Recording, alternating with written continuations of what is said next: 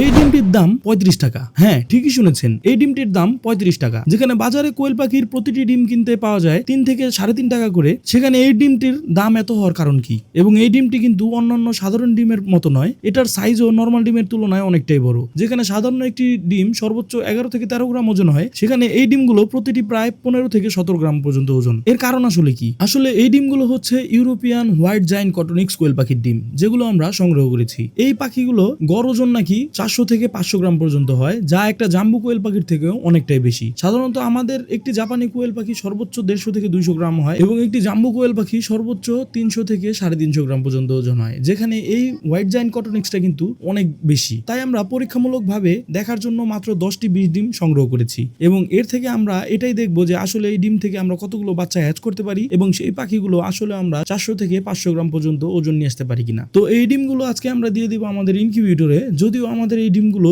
আমাদের এই ডিমের ট্রেতে ভালোভাবে বসতেছে না। তো এখন শুধু সময়ের অপেক্ষা, দেখা যাক আমাদের এই কোয়েল পাখির ডিমগুলো থেকে আসলে কতগুলো ডিম ফোটে।